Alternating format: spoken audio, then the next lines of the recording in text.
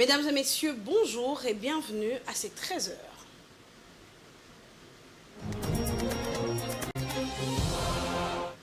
Ouvrons ces bulletins avec une brève. Le tribunal des grandes instances de Kinshasa-Gombe a condamné à 6 mois de prison le journaliste Stanis Boujakera. Puisqu'il a déjà purgé cette peine en prison, ce dernier peut sortir normalement, c'est mardi. Il est sommé aussi de payer une amende de 1 million de francs congolais. Il a été accusé d'avoir diffusé une note de l'ANER qualifiée de fausse par les autorités et qui imputait la mort de l'ancien ministre Chéribin Okende au renseignement militaire. C'est sur base de cette occasion qu'il avait été arrêté le 8 septembre dernier. Autre chose, à présent, le Premier ministre Jean-Michel Samalukonde a présidé ce lundi 18 mars la cérémonie de la relance des activités du programme sino-congolais au siège de l'Agence des pilotages, de coordination et de suivi de conventions des collaborations signées entre la RDC et les partenaires privés, l'ex-BCPSC, avec les attributions plus larges. Cette cérémonie qui a fait suite à la signature du 15 mars dernier. C'est l'avénement numéro 5 de la convention sino-congolaise conclue en 2008 entre la RDC et les groupements d'entreprises chinoises. Suivez les détails dans cet élément. La signature du nouvel avenant du contrat chinois avec des nouvelles clauses entre la RDC et les groupements de 5 entreprises chinoises vient relancer le programme sino-congolais. Si la convention prévoyait notamment 3,2 milliards de dollars pour les infrastructures, avec cet avenant, 7 milliards de dollars américains sont consacrés aux infrastructures de base pour le pays. Ceci grâce aussi à l'implication du chef de l'État.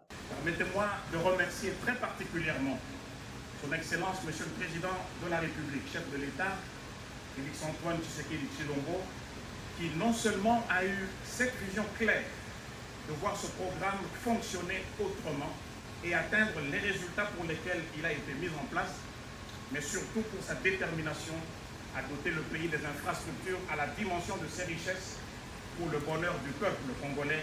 Ayant pour finalité de léguer aux Congolaises et Congolais les infrastructures dignes de ce pays, la relance de ce programme sino-congolais est pour le Premier ministre un nouveau départ qu'il promet tout son soutien. Cette relance, voulue par le chef de l'État, je l'ai rappelé ici tout à l'heure, doit être un nouveau départ dans la gestion harmonieuse du programme sino-congolais, dont la finalité et de léguer au peuple congolais des infrastructures d'intérêt général et de qualité. Ce qui implique une gestion efficiente qui en découle.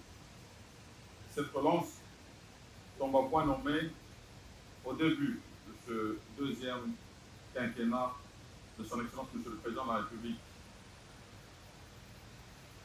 Pour ma part, je voudrais ici assurer l'accompagnement de la primature en tant que tutelle pour le bon fonctionnement de ce programme.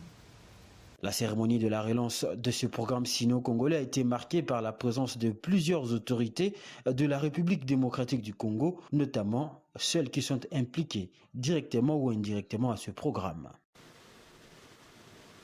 Comment couvrir les affaires de justice, principalement à la Cour de justice de la Communauté d'Afrique de l'Est? La problématique a fait l'objet d'une session de formation à Arusha en Tanzanie, siège de cette instance de justice. Pendant 3 jours, les professionnels, le média de pays de la Communauté d'Afrique de l'Est ont été outillés des techniques de couverture des affaires judiciaires. À l'issue de cette formation, les journalistes ont livré cette impression. Ils sont tous au micro de Patrick Ilunga. Suivez. I'm a coach reporter, and for me, for this training, it has been not more of learning, but it's more of. Je suis reporter des questions de justice. Pour moi, la session de formation a été plus que de l'apprentissage. Ça a été une sorte d'immersion dans les arcanes de la justice et une valeur ajoutée à ce que j'ai déjà en tant que reporter de questions de justice. Je me suis rendu compte que la Cour de justice de la Communauté d'Afrique de l'Est coopère avec la justice de nos pays et généralement il y a aussi beaucoup de défis à relever aussi à la Cour. C'est ce que j'ai réalisé et j'ai découvert ici. It has been a training on adding value to what I already know. Les affaires de justice, ce n'est pas toujours évident que vous avez les termes adéquats, que vous avez toujours, que vous savez ce qu'il faut faire et ce qu'il ne faut pas faire. Alors c'est ce que nous avons appris. Donc ça me fait plaisir que j'ai participé, ça me fait plaisir et que pendant les 3 jours, on a vu ce qu'il faut faire et ce qu'il ne faut pas faire. Donc, quoi renforcer dans nos reportages, qu'il y ait une bonne source au cas où on va faire les reportages par rapport à la justice, par rapport aux affaires judiciaires, mais également rencontrer les reporters de la sous-région, c'est aussi un atout. C'est aussi un atout parce que c'est aussi cette connexion qui fait que la région soit riche. La diversité aussi. Rencontrer ceux de la RDC, rencontrer ceux du Sud-Soudan, des journalistes et des reporters que vous ne connaissez pas avant. Il y a aussi des journaux qu'on est en train de découvrir. C'est aussi une richesse pour nous. Vous pouvez faire, par exemple, un reportage du Sud-Soudan étant au Burundi. Pourquoi? Parce que vous avez vous avez un ami, vous avez un fellow qui se trouve sur terrain.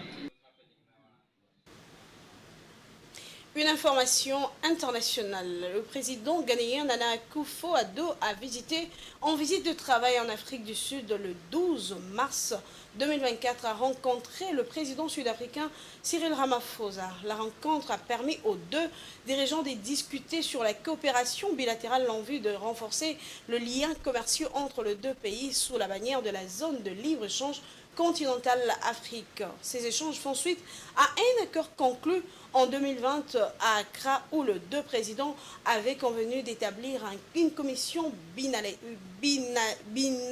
binationale pour renforcer les relations. Afrique 24 nous donne beaucoup plus de détails. Le Ghana et l'Afrique du Sud ont formalisé leur engagement à renforcer les échanges commerciaux et les investissements entre les deux nations le 12 mars 2024, marquant ainsi une étape importante vers la coopération économique et le développement au sein du continent africain. Les discussions qui ont eu lieu à l'Union Buildings à Pretoria ont porté sur la nécessité de mettre en œuvre des accords bilatéraux dans les domaines de la santé, de l'énergie, de l'environnement, de la science et de la technologie, ainsi que de l'agroalimentaire et des transports, créant ainsi un précédent pour les nations africaines dans la poursuite d'une croissance économique durable. We have identified a pipeline of bankable infrastructure development projects in Ghana. Nous avons identifié une réserve de projets d'infrastructures bancables au Ghana que nos institutions de financement sont prêtes à financer. Ces projets concernent les réseaux ferroviaires, les aéroports, les routes, les ports et bien d'autres encore. Nous devrions saisir l'occasion offerte par la zone de libre-échange continentale africaine pour développer considérablement les échanges entre le Ghana et l'Afrique du Sud qui ont considérablement chuté ces dernières années.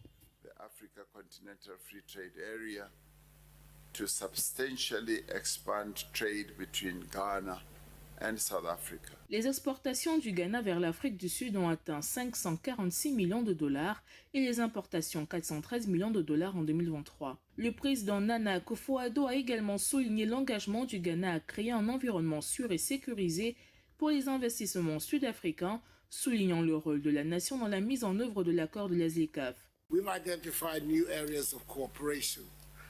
Nous avons identifié de nouveaux domaines de coopération dans lesquels nos pays peuvent tirer parti de leurs forces respectives pour stimuler l'innovation, le développement économique et la croissance durable. En continuant à travailler ensemble, nous pouvons débloquer de nouvelles opportunités qui profiteront à nos citoyens. Selon la Commission économique des Nations Unies pour l'Afrique, le commerce intra-africain devrait augmenter de 52,3% dans le cadre du traité de la ZLECAf et doubler après la suppression des barrières non tarifaires. En 2022, l'Afrique du Sud a exporté pour 417 millions de dollars vers le Ghana. Les principaux produits exportés par l'Afrique du Sud vers le Ghana étaient alors les engrais azotés. C'en est fini pour ce bulletin d'information, mesdames et messieurs. Merci de nous avoir suivis et très bonne suite de programme sur Géopolis Télévision. À 19h30, vous suivrez l'intégralité de l'information avec Damani Mouzinga. Portez-vous bien.